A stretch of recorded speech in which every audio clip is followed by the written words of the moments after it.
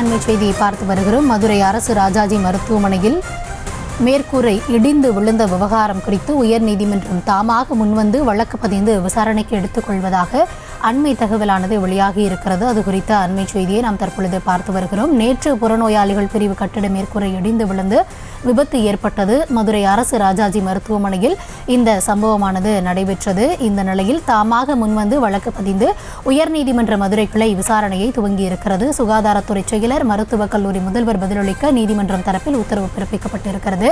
கட்டிடம் சீரமைக்கப்படுமா, புதிதாக அமைக்கப்படுமா என அறிக்கை தாக்கல் செய்ய ஆணையும் பிறப்பிக்கப்பட்டிருக்கிறது. அது குறித்த அண்மை செய்தியை நாம் தற்பொழுது பார்த்து வருகிறோம்.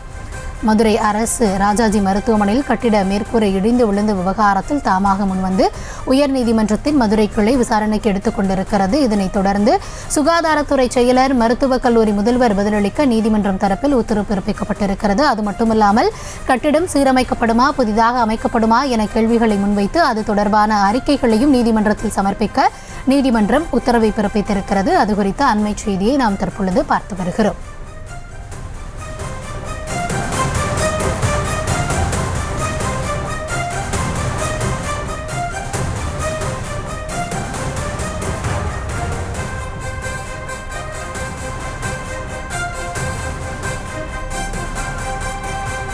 நேற்று மதுரை அரசு ராஜாஜி மருத்துவமனையில் மேற்கூரை இடிந்து விழுந்ததில் புறநோயாளிகள் பிரிவில் நோயாளிகள் பதிவு செய்யும் இடத்தில் இந்த சம்பவமானது நடைபெற்றது. இதில் நோயாளிகள் நல்வாய்ப்பாக யாருக்கும் காயம் ஏற்படவில்லை என்றாலும் மதுரை உயர்நீதிமன்ற கிளை நீதிமன்றமானது இத்தொடர்பான விசாரணையை தாமாக முன்வந்து விசாரணைக்கு எடுத்திருக்கிறது. விரிவான விவரங்களோடு இணைகிறார் எம்முடைய செய்தியாளர் நாகேந்திரன். வணக்கம். மதுரை கிளை நீதிமன்றம் தாமாக முன்வந்து விசாரணையை துவங்கி இருக்கிறது. அரசுக்கு என்னென்ன ஆணை பிறப்பிக்கப்பட்டிருக்கிறது? விரிவான விவரங்கள் என்ன? வணக்கம் கௌதமி. நேற்று மதுரை அரசு ராஜாஜி மருத்துவமனையில் உள்ளே அந்த புறநோயாளிகள் கட்டடத்தின் மேற்கூரை இடிந்து விழுந்த அந்த விவகாரம் தொடர்பாக உயர்நீதிமன்ற மதுரை அமர்வு நீதிபதிகள் இந்த விவகாரத்தை தாமாக முன்வந்து இந்த சூமோட்டாவாக இந்த வழக்கை எடுத்திருக்கின்றனர். இது முக்கியத்துவம் வாய்ந்த வழக்காக பார்க்கப்படுவதாகவும் இதில் நோயாளிகள் பாதிக்கப்பட்டு அரசு மருத்துவமனைக்கு சிகிச்சைக்கு வருபவர்களுக்கு இந்த கட்டடம் இது போன்று இருந்தால் எவ்வாறு இருக்கும் என்பது குறித்தும் கேள்விகளை எழுப்பியிருக்கின்றனர். இதில் என்னவென்று பார்த்தோம் என்றால் உயர்நீதிமன்ற மதுரை அமர்வு இந்த வழக்கை தாமாக அந்த வழக்கு பதிந்து விசாரணைக்கு எடுத்துக்கொண்டிருக்கிறது. இது தொடர்பாக தமிழக சுகாதாரத்துறை செயலாளர், தமிழக அந்த மதுரை மருத்துவக் கல்லூரியின் முதல்வர், பொதுப்பணித்துறை பொறியாளர் அறிக்கையை தாக்கல் செய்ய உயர்நீதிமன்ற மதுரை அமர்வு என்பது உத்தரவு பிறப்பித்திருக்கின்றது. கட்டிடம் சீரமைக்கப்படுமா அல்லது இடித்து புதிய கட்டிடம் அமைக்கப்படுமா என்பது குறித்து அறிக்கை அந்த பதில் மனுவாக தாக்கல் செய்ய நீதிபதிகள் உத்தரவு பிறப்பித்திருக்கின்றனர். மதுரை அரசு ராஜாஜி மருத்துவமனையில் நேற்று புறநோயாளிகள் பதிவு செய்யும் இடத்தில் உள்ள கட்டிடத்தின் மேற்கூரை இடிந்து விழுந்தது. இதில் கணினி சேதமடைந்தது. மதுரை அரசு ராஜாஜி மருத்துவமனையில் செயல்பட்டு வரும் புறநோயாளிகள் பிரிவில் நோயாளிகள் பதிவு செய்யும் இடத்தில்தான் நேற்று காலை திடீரென்று மேற்கூரை பெயர்ந்து விழுந்தது.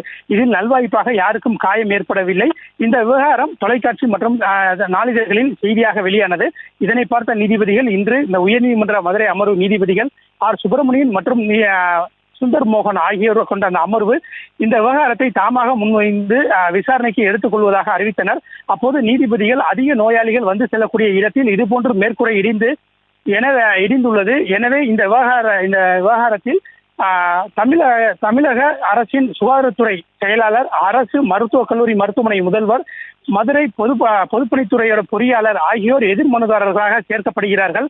மருத்துவமனையை மேற்கூரை இடிந்து விழுந்த விவகாரத்தில் என்ன நடந்தது, அதன் பரப்பளவு என்ன, மீட்பு நடவடிக்கையில் எப்போது எடுக்கப்படும், அதே போன்று மேலும் கட்டிடம் கட்டி எத்தனை ஆண்டுகள் ஆகின்றது, எப்போது சீரமைப்பு பணிகள் மேற்கொள்ளப்படும் அல்லது கட்டிடத்தை இடித்து புதிய கட்டிடம் அமைக்கப்படுமா என்பது குறித்து விரிவான பதில் மனு தாக்கல் செய்ய உத்தரவிட்டு வழக்கு விசாரணையை அக்டோபர் 15ஆம் தேதிக்கு ஒத்திவைத்து உத்தரவிட்டுள்ளனர். கௌதமி.